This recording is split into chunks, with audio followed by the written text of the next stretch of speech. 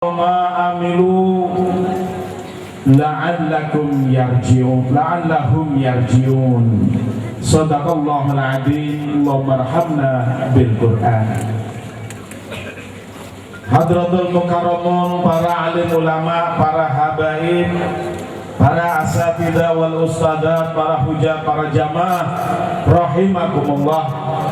Wabil khusus guru kita Al-Habib Muhammad Rizik Shihab, mata'anallah bituli hayatih wa nafa'ana bi'ulumih, yang alhamdulillah masih bisa naik ke panggung walaupun sebenarnya beliau ini seharusnya di tempat tidur. Oleh karena itu kita bacakan Al-Fatihah agar beliau diberi kesembuhan dan kekuatan untuk memimpin umat Islam menegakkan amar ma'ruf nahi munkar. Al-Fatihah. Alhamdulillahirabbil alamin, arrahmanir rahim, maliki yaumiddin, iyyaka na'budu wa iyyaka nasta'in, ihdinas siratal mustaqim, siratal ladzina an'amta 'alaihim ghairil maghdubi 'alaihim waladdallin. Juga orang tua kita Al-Habib Abdurrahman bin Syekh, Allah bituli hayati, Habib Ali bin Sahil, maka Allah bituli hayati wa nafa'ana bi ulumi. Dan hadirin rahimakumullah, tadi temanya adalah apa tadi Ustaz? Tegakkan ya, raih rahmat Indonesia selamat. Ayatnya enggak selesai. Dhaharul fasadu fil barri wal bahr. Ini ayat enggak selamat. Telah nyapa al-fasad, kerusakan fil barri wal bahr, di daratan maupun di lautan, bima kasabat aidin, lantaran perbuatan tangan manusia. Nah, ini kebanyakan kiai, ulama, ustadz, mubaligh menafsirkan bima kasabat aidinas gara-gara melakukan penggundulan hutan. Tapi yang saya baca di dalam tafsir Jalalain, dan saya lebih percaya kepada tafsir Jalalain, bima kasabat aidinas maknanya bil ma'asi, bahwa dikarenakan perbuatan tangan manusia itu adalah karena kemaksiatan yang teramat banyak dilakukan oleh manusia yang tak sanggup kita mengubahnya, maka tinggallah Allah mengirimkan musibah, bencana, azab yang berupa kerusakan di muka bumi ini. Contohnya banjir. Belum pernah banjir di Republik ini sampai ke dalam istana. Kalau ke halamannya sudah. Sekarang bukan hanya halaman, tapi juga dalam istana. Sampai anak buah Pak SBY perlu memfoto bahwa Pak SBY sedang kena banjir di dalam istana sampai gelipet celananya. Itu nggak ada wartawannya. Itu orang dalam istana moto lalu dikirim keluar sehingga publik tahu. Sehingga publik tahu dan empati bahwa Pak SBY pun juga kena banjir. Apalagi warga Petamburan. Insya Allah nanti akan ditulis di dalam Suara Islamnya di sini.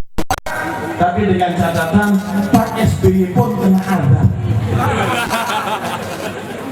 Ya terpaksa ini kita sampaikan. Untuk apa? Liyudhiqahum. Kata Allah, agar Allah merasakan kepada mereka ba'da amilu, sebagian dari apa yang mereka kerjakan. Apa yang dikerjakan oleh penguasa kita? Kok sampai sekarang ini luar biasa. Tempat kerja Gubernur DKI belum pernah kena. Pas Jokowi datang dari Solo kok kena. Ada apa sih Jokowi? Ini harus menjadi pertanyaan. selidik punya selidik, saya dapat di internet 2 foto yang bagus tentang bundaran HI. Satu terjadi pada tanggal 1 Januari dini hari, di mana bundaran HI penuh dengan lautan manusia. Dan saya dengar dari bagian cleaning, paginya banyak kondom bersebar di semak-semak, di sekitar jalan-jalan antara Sudirman Tamrin yang tengahnya adalah bundaran HI, tempat biasa berdemonstrasi. Ini kalau apa namanya tuh malam apa itu? Ya pada waktu itu dikasih nama malamnya yang mobil gak boleh datang tuh. Kafir naik, ya kafir naik ya. Malam kafir naik, ya kalau nggak salah ya namanya ya. Saya kurang bisa bahasa kafir, agak kurang bisa ya. Ya kurang lebih yang saya dengar gitu. Malam kafir naik, itu terjadi banyak kemaksiatan. Ada 16 titik, saya kirim wartawan saya dari Suara Islam, katanya nggak tembus Ustaz, saking banyaknya manusia melebihi pengajian Maulid FPI. Karena apa? Karena didukung oleh kekuatan penuh dari Gubernur DKI dan seluruh aparat-aparatnya. Lah kenapa kalau Maulid nggak dibikin besar? Maka saya usulkan tahun depan Maulidnya di bundaran HI aja, dan harus didukung oleh si Joko ya. Kalau tidak, banjir akan lebih gede lagi ya. Kita ngeri karena malam kafir naik itu habis sekian miliar. 17 Januari, 17 hari kemudian Allah kirim hujan, Allah kirim air yang tidak kira-kira, walaupun menurut BMKG itu katanya lebih kecil, lebih dikit daripada jumlah curah hujan tahun 2007, tetapi dampak yang jauh lebih besar dan kerugian ditotal oleh sebuah koran kurang lebih 20 triliun. Innalillahi. Oleh karena itu ini harus menjadi introspeksi muhasabah bagi Jokowi kalau dia masih mau kembali, dan buat Ahok kalau dia mau mendengarkan hidayah. Kalau tidak, kita khawatir Jakarta akan lebih besar lagi. Oleh karena itu kita harus berjuang saudara-saudara agar syariat Islam tegak di seluruh muka bumi Indonesia ini. Wabil khusus kita mulai perjuangan ini di Jakarta, karena sekarang ini sudah ada ketua DPD DPW dari seluruh Indonesia, maka sudah selayaknya seluruh ketua DPD DPW FPI dari seluruh Indonesia pulang dari acara ini mengembangkan suatu sikap, suatu perjuangan untuk lebih kencang dan lebih kuat lagi menegakkan syariat Islam di seluruh muka bumi pertiwi ini, agar mendapatkan rahmat dari Allah Subhanahu wa Ta'ala, agar barokah diturunkan oleh Allah Subhanahu wa Ta'ala dari langit dan dikeluarkan dari bumi, sebagaimana firman-Nya, "Lau anna ahlal qura amanu wattaqau la fatahna 'alaihim barakatin minas sama'i wal ardh." Al-ayat. Kalau sekiranya penduduk negeri-negeri itu termasuk penduduk Indonesia ini amanu wattaqau, mau beriman dan bertakwa, tidak hanya beriman pribadi-pribadinya, kalau pribadi insya Allah sudah banyak yang beriman, tetapi yang beriman di sini maksudnya adalah penduduk secara kolektif, secara jama'i, yang terwujud di dalam institusi. negara kita harus beriman, wilayah kita harus beriman, daerah kita harus beriman, pejabat kita harus beriman. Dalam wujud apa? Dalam wujud konstitusi. Sebab kalau beriman pribadinya saja, presiden sholat, presiden haji, gubernur puasa, gubernur zakat, tetapi begitu mengelola negara, putus hubungan dengan agama, putus hubungan dengan Islam, apa yang terjadi, saudara? Yang terjadi hanyalah kemaksiatan dan kemaksiatan. Dan kita gerakan-gerakan Islam sekali lagi hanya dipingpong dan dipingpong saja. Kabar terakhir saya dengar dari Direktur LPBI, pakar aliran sesat, yaitu Bapak Dr. Andes Amin Jamaluddin. Beliau menyampaikan bahwa baru-baru ini beliau ketemu dengan Kementerian Agama, menanyakan bagaimana nasib Ahmadiyah yang sudah tinggal dikepreskan saja. Apa yang dijawab Kementerian Agama? Oh, itu Bapak lapor polisi aja.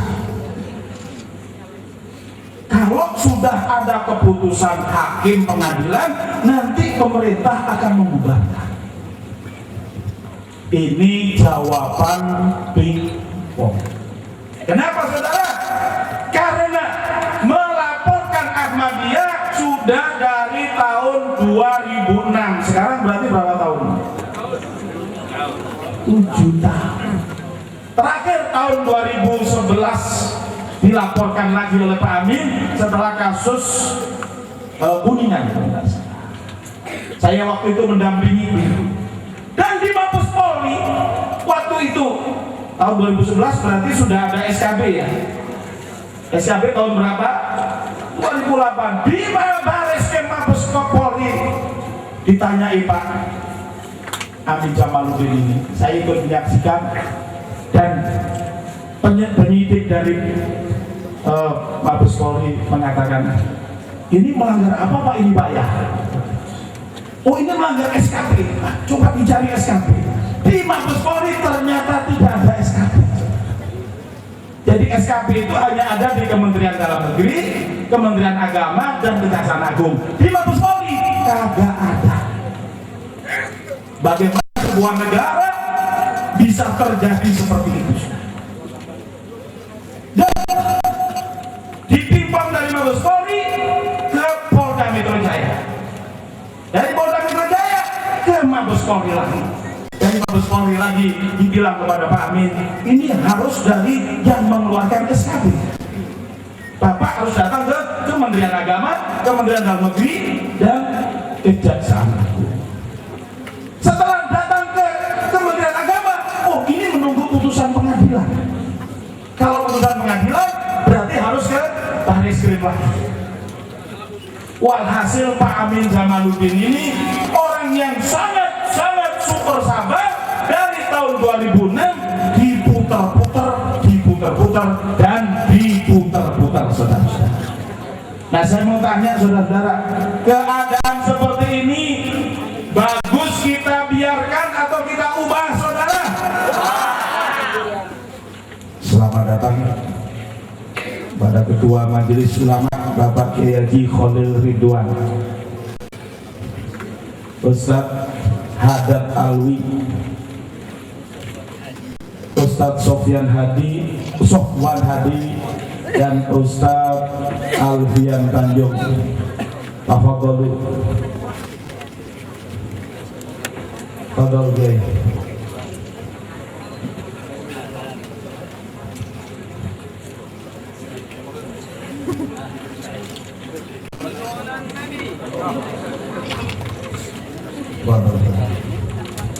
Baik, saya lanjutkan sedikit, saudara.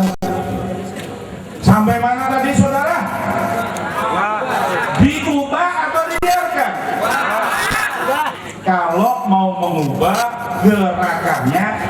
gerakan perubahan. Apalagi di sini ada Ustadz Permadi, tinggal ikut daurah ya Pak Permadi, langsung jadi Ustadz ya. Santren kilat aja Pak Habib Rizik, insya Allah 2 hari langsung jadi Ustadz. Harus ada gerakan perubahan saudara, dan perubahannya ini harus perubahan yang serius. Dan guru kita Habib Muhammad Rizik Syihab sudah menulis buku Wawasan Kebangsaan Menuju NKRI Bersyariah. Buku ini insya Allah kalau dibaca oleh para pejabat, insya Allah akan berubah pejabat itu saudara. Kalau dibaca oleh TNI, insya Allah TNI itu akan berubah saudara-saudara. Karena sudah dibuktikan 4 orang perwira menengah kolonel dari TNI Pusat Teritorial Angkatan Darat datang ke rumah guru kita mempertanyakan isi buku itu. Kenapa Habib Rizik mengatakan Indonesia bukan negara demokrasi tetapi negara musyawarah?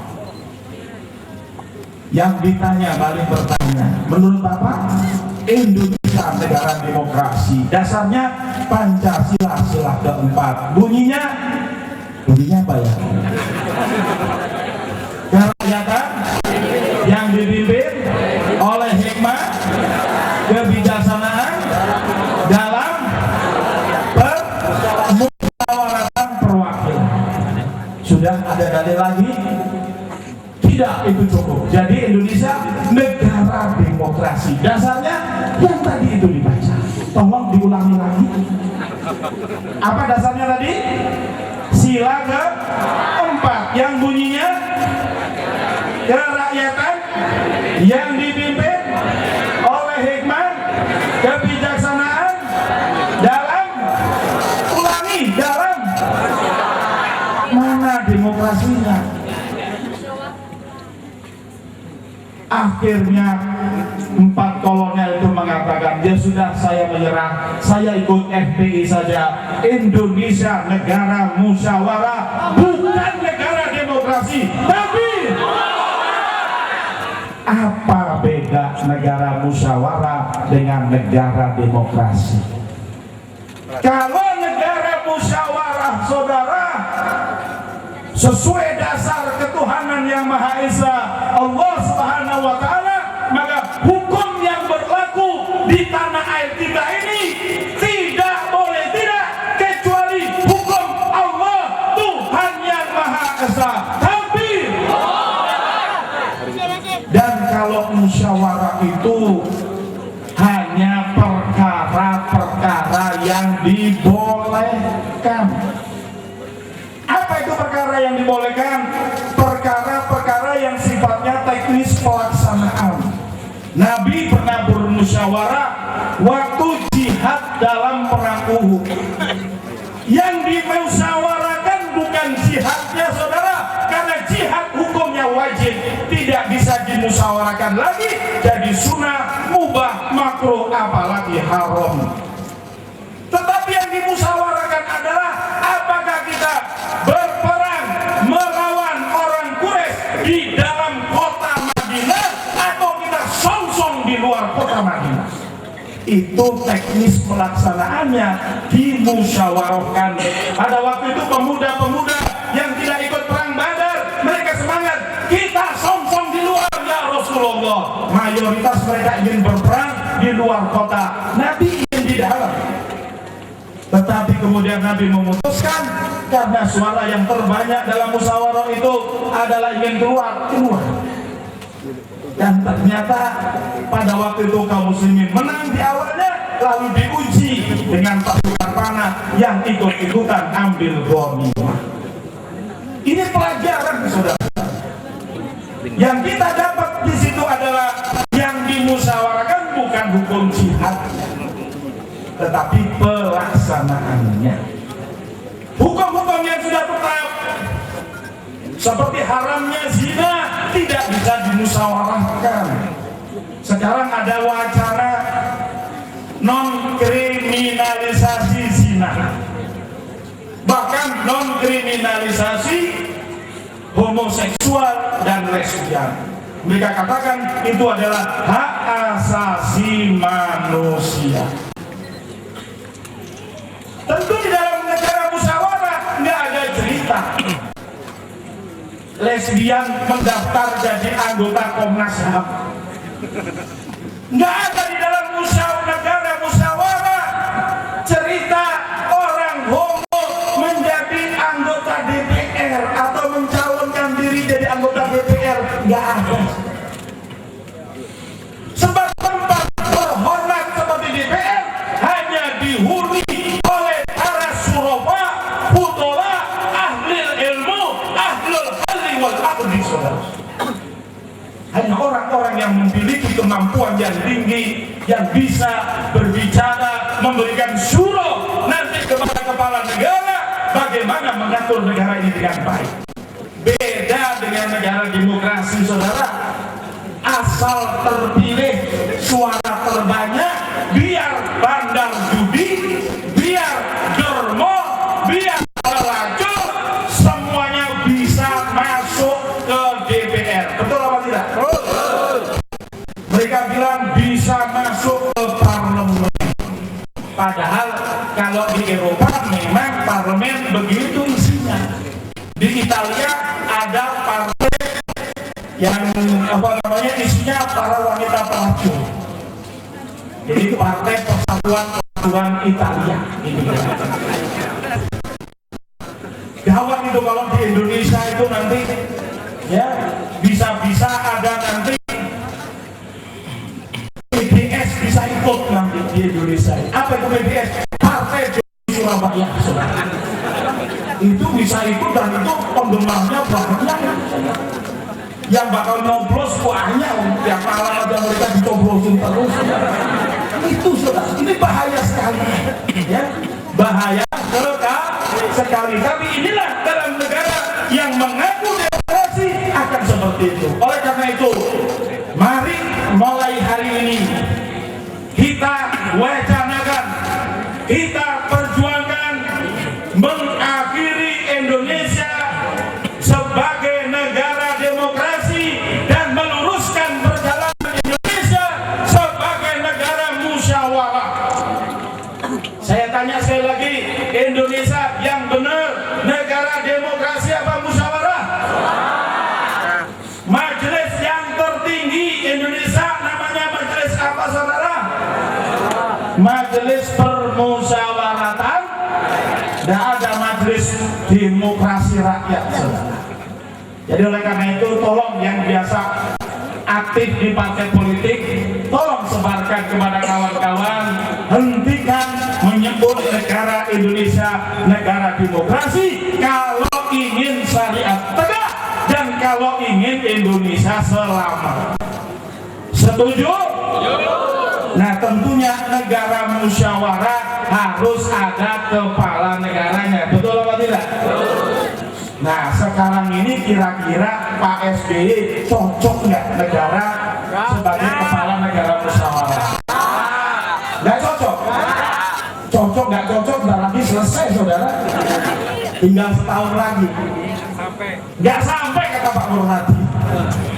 Cocoknya diganti dengan siapa, saudara? Benar. Beliau ini kurang sehat. Insya Allah sehat. Insya Allah sehat, ya. Jangan lupa kirim jamunya kalau udah ngomong insya Allah sehat, ya. Saya lihat nggak ada jamu itu di rumah beliau, ya. Nah, jadi kita harus perhatikan beliau, kita kuatkan beliau, kita sehatkan beliau, kita usung beliau menegakkan Indonesia NKRI bersyariah, negara yang musyawarah, negara yang menerapkan syariat Allah Subhanahu wa Ta'ala. Jadi sudah siap berjuang? Kalau betul-betul siap berjuang, insya Allah bulan depan kita mulai.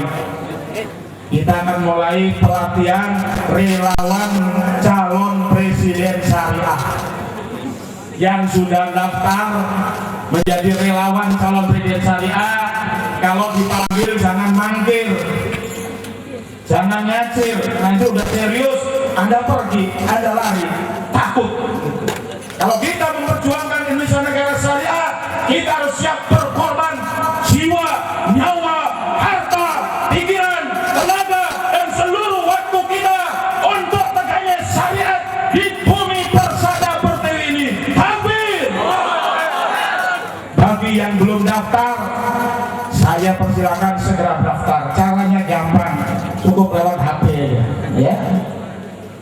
Isi nama, tolong dicatat ya, nama garis miring, umur garis miring, ikhwan atau akhwat garis miring, alamat lengkap di dunia ya, jangan di akhirat ya.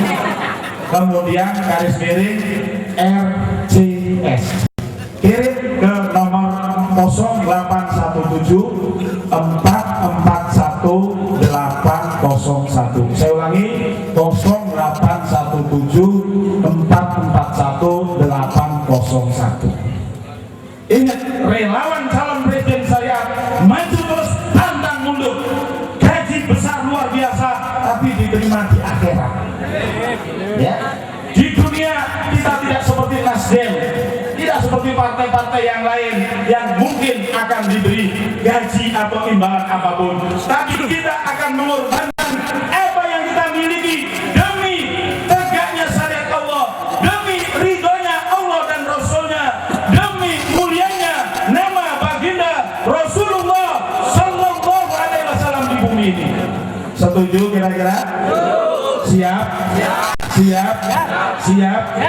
Selama NKRI tidak bersyariah, Nabi Muhammad dihina, betul apa tidak? Allah dihina, betul apa tidak? Syariat dihina, betul apa tidak? Sadar ini kita nggak bisa melakukan hal yang signifikan, saudara-saudara. Walaupun sudah alhamdulillah kita berjuang. Habib sudah masuk penjara, Munarman sudah masuk penjara, Laskar sudah masuk penjara. Jangan ditambahin semua masuk penjara, saudara. Biarlah koruptor aja yang kita isi dengan penjara, kita isi dengan koruptor, betul? Saatnya Habib Rizik, para alim ulama untuk mengambil kekuasaan di negeri ini dengan cara yang konstitusional, menegakkan syariat Islam sebagai pengganti hukum-hukum yang mengambil dari Belanda maupun mengambil dari Amerika. Jadi nanti ini sebagai yang terakhir, kita sangat berharap dan berdoa mudah-mudahan Allah memberikan kesempatan kepada guru kita Habib Rizik Syihab. Tahun 2014 beliau akan mengucapkan dekret presiden. Bismillahirrahmanirrahim. Saya Habib Muhammad Rizik Syihab, Presiden NKRI, menyatakan mulai hari ini NKRI menerapkan syariah. Hal-hal mengenai amandemen perundang-undangan akan dilaksanakan dengan cara yang seksama dan dalam tempo sesingkat-singkatnya. Jakarta, tanggal sekian bulan sekian tahun 2014, Presiden Republik Indonesia Habib Rizik Syihab. Takbir! Takbir! Takbir! Terima kasih. Wassalamualaikum warahmatullahi wabarakatuh.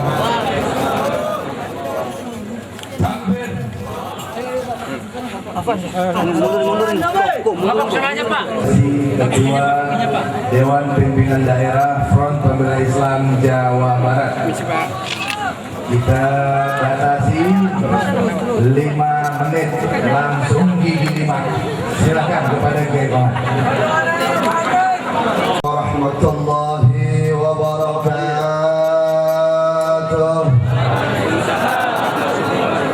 Alhamdulillahi rabbil alamin wal 'aqibatu lil muttaqin wala 'udwana illa 'alal zalimin.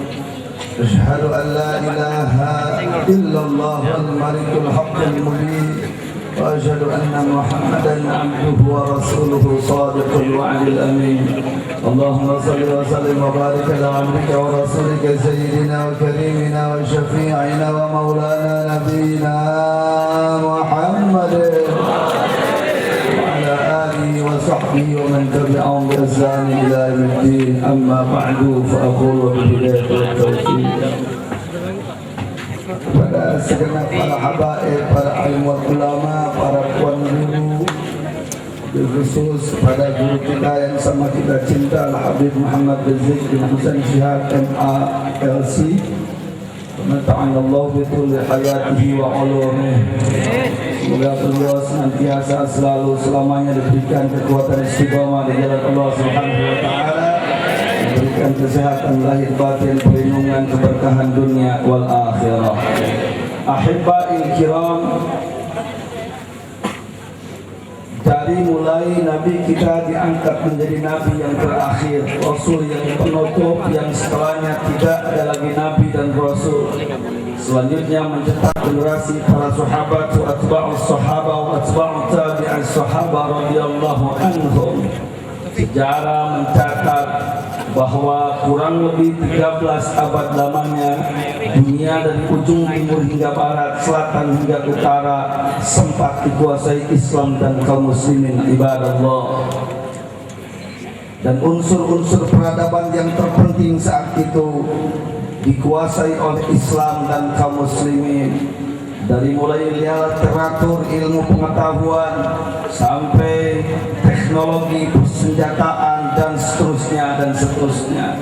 Di sini membuktikan bahwa kepemimpinan Nabi kita Habibuna Muhammad sallallahu alaihi wasallam dengan Al-Qur'an sebagai kitab suci dan aturan sistem kehidupan, dengan khilafah sebagai sistem pemerintahannya, dengan sahabat dan umat yang loyal terhadapnya, itu bisa menciptakan sebuah keharmonisan alam semesta raya hingga sampai ke ujung timur, barat, selatan dan utara, sehingga dunia ini berada di dalam kedamaian dan kesejahteraan ibadallah.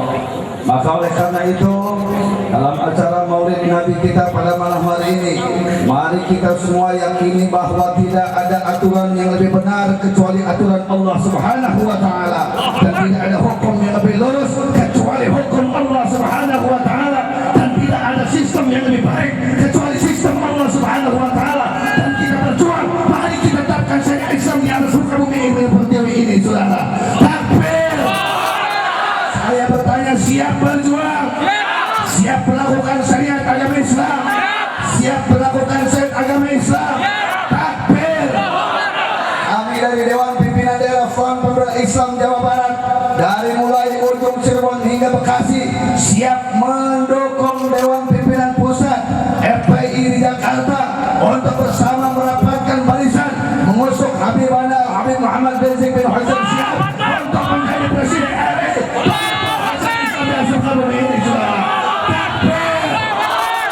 Assalamualaikum warahmatullahi wabarakatuh.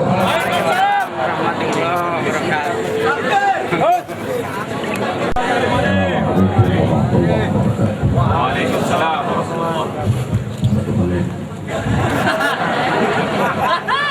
Bismillahirrahmanirrahim. Alhamdulillahirrahmanirrahim. Salatu wassalamu ala asyrafil mursalin sayyidina Muhammadin wa ala alihi wa sahbihi ajma'in. Ibu semua, khusus alhamdulillah Rizq sehat semua jemaah yang hadir. Pertama, marilah kita mengucapkan puji dan syukur kehadirat Allah Subhanahu wa taala. Salawat serta salam kita tujukan kepada baginda Nabi kita Muhammad. Saya karena tamu jadi harus ikuti tuan rumah gaib terbaik. Masih banyak kawan-kawan yang ada sini. Saya datang sekalipun kurang sehat sebagai rasa hormat kepada siapapun saudara seperti bangsa ini. Singkat aja, yang membuat Nabi berhasil 23 tahun itu syaratnya bil huda, bil tauhid, walladzi arsala rasulahu bil huda wa dinil haq. Jadi beliau berhasil membina dunia ini yang sesat menjadi kembali ke jalan Allah itu dengan tauhid. Kemudian wadinil haq, agama Islam, agama yang benar. Dua aja udah. Makanya ada perbedaan antara Muhammad Rasulullah dengan Muhammad Soeharto. Ada beda tipis. Kalau Muhammad Rasulullah 23 tahun berhasil membina umat dunia, Mas Soeharto 30 tahun tapi gagal, kan begitu bedanya. Nah sekarang kita kembali nih, kita banyak nanti sejarah Rasul. Kenapa sekarang jadi balik lagi nih jadi yang modern? Karena dua juga syaratnya gitu. Karena kita dibikin modernisasi, dibikin globalisasi. Yang muncul sekarang kiai-kiai modern yang laku di TV ini, yang ilmunya tinggi tapi pengremeng, profesor tapi otaknya robotol, kan begitu. Contoh satu nih. Ya. Ini saya ada di internet, baca www.com kan. Emang apa aja yang ada di internet? Ini ada dua nih bahan. Yang pertama Profesor Quraish Shihab, tapi lain. Kalau ini memang Shihab yang berjuang, kalau ini belum tentu kan begitu. Ini yang bilang beliau bahwa jilbab itu hukumnya tidak wajib. Ini beliau nih. Sama satu lagi nih, sijil ini. Nah, dijareng.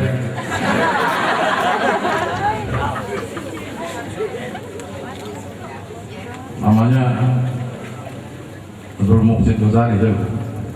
Ini sama nih duanya nih. Ini kentut matahari nih kan.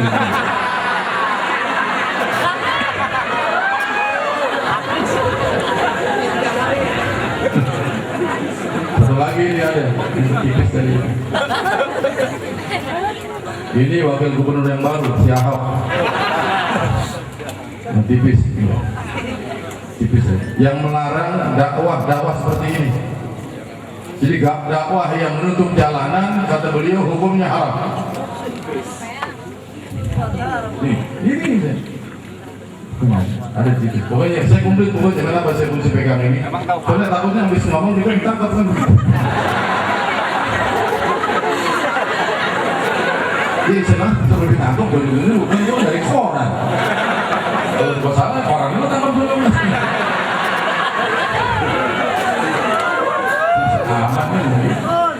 Makanya yang pilih kemarin Jokowi aku tanggung jawab. Betul-betul juga pilih juga loh. Iya, kan kemarin sama prinsipnya, maju tak bentar membela yang bayar, gitu. Insya Allah Akbar loh, lihat duit jarang mata.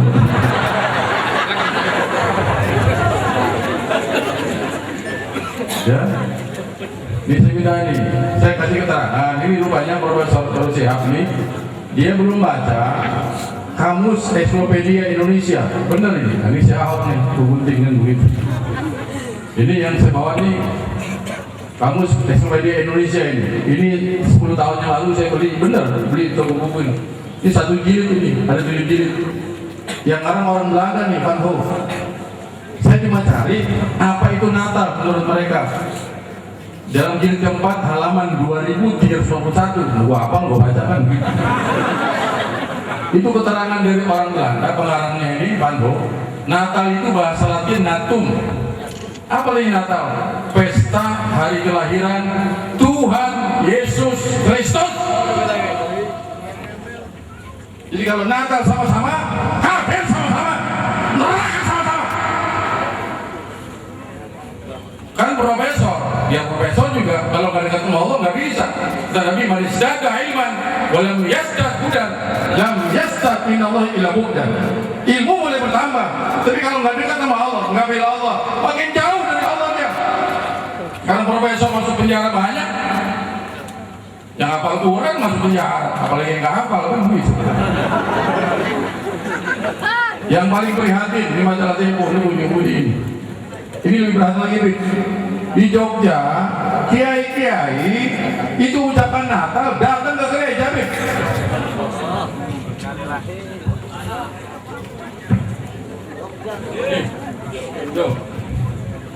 Ini semua kiai datang begitu. Gua nggak tahu kiai beneran atau kiai bohong kan begitu. Kan kiai ada dua, ada kiai bener, ada kiai setan kan begitu. Artinya nggak ada urusannya, nggak ada urgensinya. Apa pantas Maulid Habib Rizik undang pastor? Lo ngapain undang dia? Nggak ada urusan itu. Toleransi dalam pergaulan yang boleh, dalam akidah kasih ojo langsung diadakan. Allahu Akbar. Sobat luar.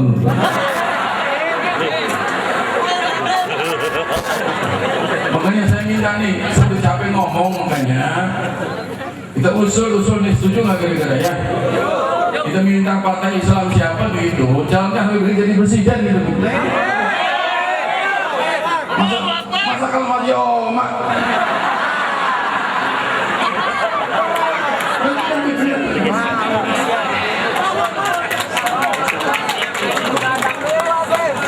Bener nggak main-main, bener ini.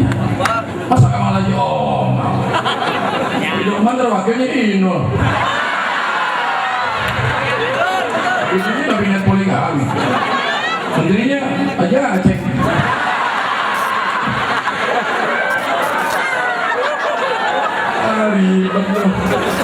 Bener ya Allah, bener nih. Kalau saya dari ketua Anda, ya. Kalau beliau nih kita bener nih. Kalau bukan orang itu yang mimpin, ini Indonesia makin sialan. Aduh, sialan, dakalan, sialan. Ya bener saya minta. Ya, demi Allah, saya minta usul. Jadi kita ini kan baru teori doang ini. Praktek ini, angkat aja bismillah. Kita minta partai Islam. P3 terutama P3 minta betul ini. Ya, kalau nggak terlambat ini, benar ini. Aja orang berani orang. Mumpung Demokrat lagi nyungsep kan begitu. Ada SBY kayak panci orangnya gede doang.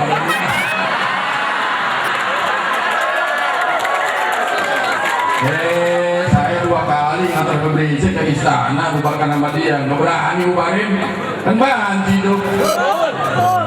Pasukan macan dipimpin oleh kebok bisa dikalahkan oleh pasukan kebok dipimpin oleh macan.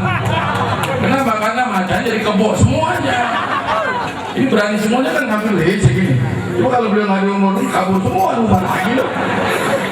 Itu mungkin saya minta ini, saya di banyak ngomong ya nggak cukup, udah capek ini, minta beliau usul. Kalau bisa malam ini Demokrat kita minta beliau ya, iya tangan semuanya minta, iya jangan maju pak, cuma nggak doang, kadang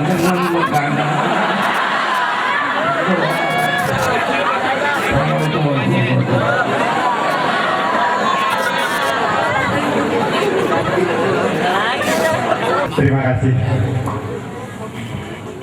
Assalamualaikum warahmatullahi wabarakatuh.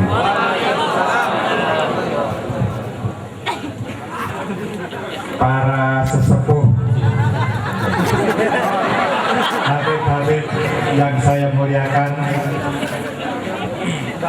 para ustadz, ulama, dan tokoh-tokoh masyarakat yang lain yang saya hormati dan saya kagumi, Habib Rizik, Ketua Umum FPI beserta seluruh jajaran pengurus FPI pusat maupun daerah, para hadirin yang saya banggakan karena mempunyai sifat dan sikap yang sangat revolusioner. Pertama sekali, saya ingin mengutarakan kebahagiaan saya malam ini karena secara terbuka Sekjen FPI menyatakan saya adalah sahabat FPI. Saya sangat menghargai sekali dan saya akan berusaha menjadi sahabat sejati. Kemudian saya ingin mengucapkan selamat kepada seluruh keluarga besar FPI yang malam ini memperingati Hari Maulid Nabi. Saya yakin, aku yakin, Ainul yakin, barang siapa tidak melupakan hari lahir Nabi pasti mempunyai hubungan batin yang sangat dekat antara Nabi dan umatnya. Dan Nabi pasti akan selalu membimbing umatnya ke jalan yang baik. Amin. kita harus bertanya, untuk apa Nabi dilahirkan dan diturunkan oleh Tuhan yang Maha Esa? Apa tugas Nabi yang terbesar? Setelah saya pelajari, saya mendapat kesan. Tugas Nabi yang terbesar, mengapa beliau dilahirkan sebagai Nabi, diturunkan sebagai utusan, adalah keadaan pada waktu itu rusak luar biasa. Istilah modern sekarang dengan kapitalis liberal merajalela, penjajahan merajalela. Yang kedua, iman dan takwa manusia pada waktu itu merosot sedalam-dalamnya sehingga rusaklah masyarakat waktu itu. Yang ketiga adalah berkembangnya angkara murka di seluruh dunia.